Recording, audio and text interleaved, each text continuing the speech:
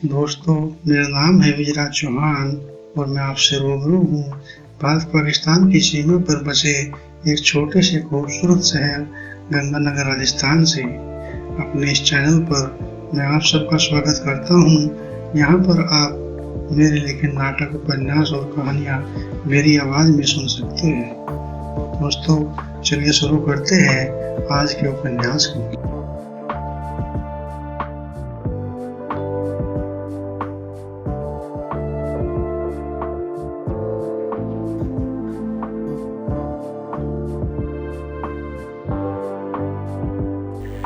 शाम हो चुकी थी, अंधेरा छाने लगा था, लेकिन सुबह से खेत गया हुआ हरिया अभी तक घर न लौटा था,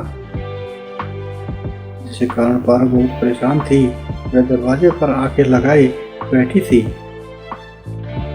जरा सी आठ होती ही सोचती शायद अब आ गए।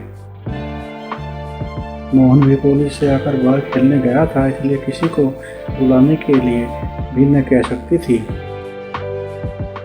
हरिया के घर न लौटने की एक एक पल की देरी उसके दिल के लिए बोझ बनती जा रही थी।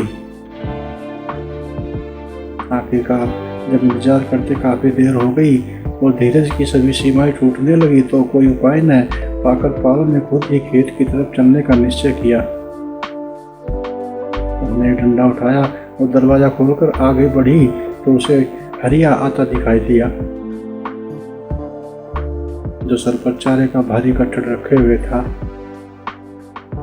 गड़गड़ाते कदमों से बढ़ा चला आ रहा था, उसका सांस फूला हुआ था। पारो ने उसकी ये हालत देखी तो दौड़कर पास पहुंचते हुए बोली, लाओ मुझे दे दो ये गट्ठड़। हरिया ने अपने हाथों से गट्ठड़ उठाकर पारो के सर पर रखना चाहा, लेकिन हाथों में इनकार कर दिया। उनकी शक्ति क्षीण हो चुकी थी, शायद उसके हाथों की शक्ति भी सिमट कर घुटनों में चली गई थी। पारो ने अपने हाथों से गट्ठड़ को सर पर रखना चाहा, लेकिन जो ही वह अपने गट्ठड़ को अपने सर की तरफ खींचा तो उससे संभल न सका और गट्ठड़ जमीन पर गिर गया। पारो ने उसे उठाना चाहा, लेकिन उसे हिला तक नहीं पाई। जैसे गट्ठड़ उठते ही हरिया को लगा मानो सर से पहाड़ उतर गया हो। बेचारे का सांस तो पहले ही उखड़ा हुआ था, खांसी और आ गई। उसे इतनी जोर से खांसी आई कि पारो को लगा कि मानो उसकी छाती ही फट जाएगी। गट्ठड़ को वहीं पड़ा छोड़ पारो ने दौड़कर हरिया को पकड़ा और दुखी और चिंतित मन से हरिया पर क्रोध का भाव प्रकट करते हुए बोली, क्यों इतना बोझ उठाकर लाए? कम से कम उम्र का तो ख्याल किया करो। पारो के पकड़ने से भी हरिया को कुछ राहत महसूस नहीं हुई। थकान के कारण उसके पैरों में शक्ति नहीं रही थी। पारो ने उसे सहारा देकर अंदर खाट पर लिटाया, लेकिन अब तक खांसी के मारे उसका बुरा हाल हुआ जा रहा था। पारो दौड़कर गई और पानी लाई। हरिया ने पानी पीकर कुछ राहत महसूस की, तब तक मोहन भी आ जाता है। पिता की खराब हालत को देखकर वह भी उसके सीने को हाथ से मलता है और उसे शांति करने की कोशिश करता है। आखिरकार काफी देर के बाद हरिया की हालत सामान्य होती है, जिसके बाद पारो के दम में दम आता है। वरना उसे तो अपने पैरों तले की जमीन खिसकती नजर आ रही थी।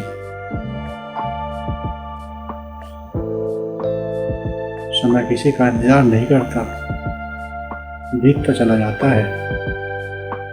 व्यक्ति को पता भी नहीं चलता कि कब उसकी उम्र ढल गई। हरिया को इस बात का पता न चला। खेती बाड़ी और गृहस्थी के काम में ऐसा उलझा हुआ था कि समय का ज्ञान न हुआ। उसकी उम्र 55 को पार कर गई थी। लगातार तपती धूप में पसीना बहाने से उसके शरीर की खाल भी ढीली हो गई थी। अब उसमें पहले वाली ताकत न रही थी। सर के बाल जो कभी काले रंग के हुआ करते थे, काफी हद तक सन की तरह सफेद हो गए थे। आज हरिया ने पहली बार महसूस किया कि उसका शरीर अब उसका दामन छोड़ने लगा है। और शायद इस सोच विचार में मैं निश्चल भाव से खाट में पड़ा था। इधर पास ही दूसरी घाट पर बैठा मोहन भी काफी गंभीर था। हरिया की हालत ने उसे सोचने के लिए मजबूर कर दिया था। आज की यह घटना शायद उसे उसकी जिम्मेदारी के प्रति सचेत करना चाहती थी। वह काफी दुखी था।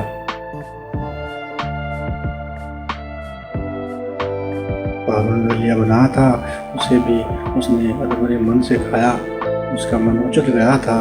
वह खाट पर लेटकर भी काफी देर तक विचारों की रस्सियों में उलझा रहा और इन्हीं विचारों में उलझा हुआ सो गया।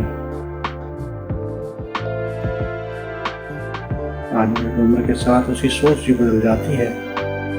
बीते दिन की घटना से मोहन की सोच में काफी परिवर्तन आ गया था और उसे सारी बातों को सोचते हुए नौकरी तलाशनी शुरू कर दी थी।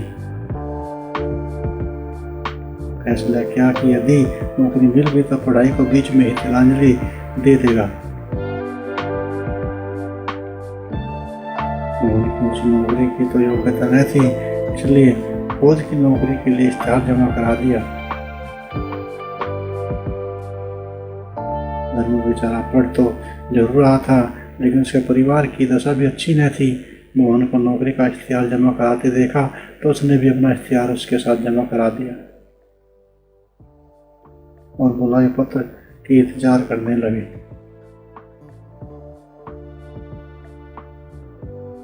आखिरकार महीने भर की इंतजार के बाद भर्ती दफ्तर से बुलावे का पत्र आ ही गया। मोहन तो घर पर न था। हरिया बैलों की किसानी कर रहा था। डाकिया ने पत्र उसी के हाथ में थमा दिया। हरिया ने पत्र को अपनी टूटी फूटी पढ़ाई में पढ़ा तो एक बार तो वह पत्र पर नाराज हुआ, लेकिन घर की आर्थिक दशा और अपने स्वास्थ्य में उम्र की देखते हुए कुछ न बोला और दिल पर पत्थर रखकर बैठ गया। धर्मों का पत्र भी उसके घर पहुंच गया था। दोनों मित्रों ने साथ ही जाने का कार्यक्रम बनाया और दिन निश्चित कर लिया।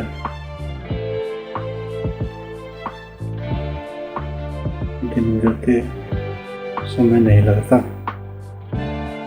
मोहन के जाने का दिन भी जल्दी आ पहुंचा। उसने अपने जाने की तैयारी की। अपना जरूरी सामान प्रमाण पत्र एक थैले में बांधे।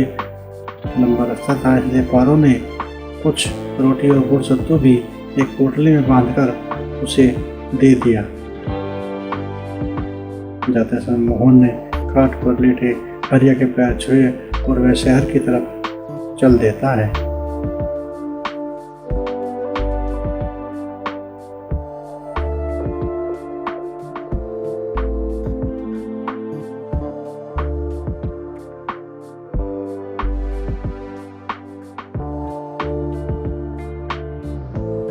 अपनी इन्हीं लाइनों के साथ ही आज के प्रोग्राम को यहीं पे विराम देते हैं।